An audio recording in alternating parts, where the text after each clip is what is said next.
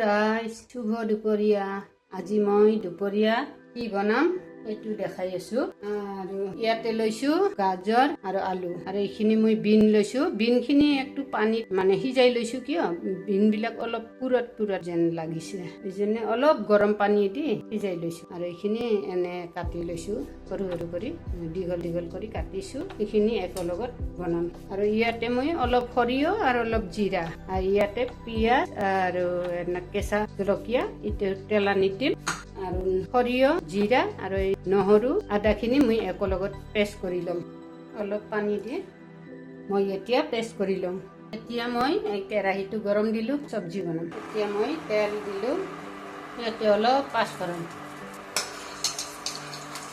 পিঁয়াজখিনি দিলোঁ আৰু বিনখিনিতো সিদ্ধ কৰি লৈছোঁ। আৰু এইখিনি মই অলপ ভাজা কৰোঁ পিঁয়াজৰ লগত।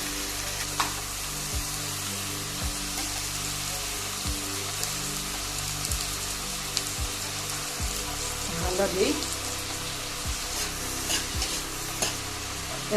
মই এতিয়া অলপ ঢাকি দিম, সিজি থাকক। এতিয়া মই এই বিনখিনি আলু আৰু গাজৰৰ লগত একেলগত ঢালি দিলোঁ।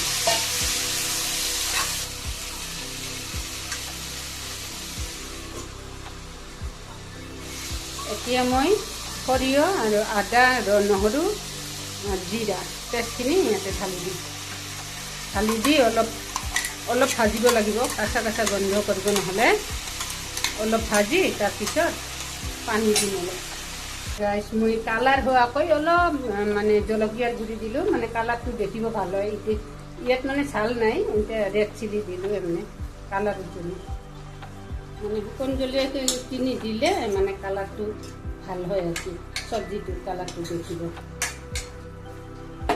অলপ ভাজা হ'লে তাৰপিছত পানী দিম।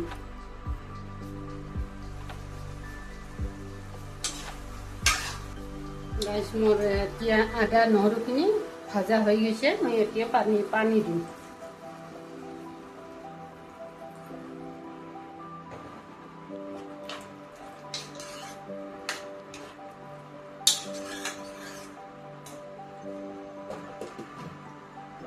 এতিয়া মোৰ চব্জিটো হৈ গ'ল।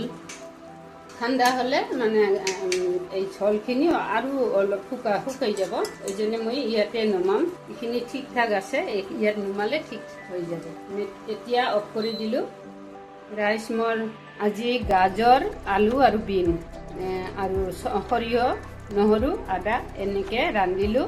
কেনেকুৱা হ'ল আপোনালোকে ক'ব, আৰু অলপ যদি ভাল লাগিছে তাহলে এটা লাইক কৰি দিব।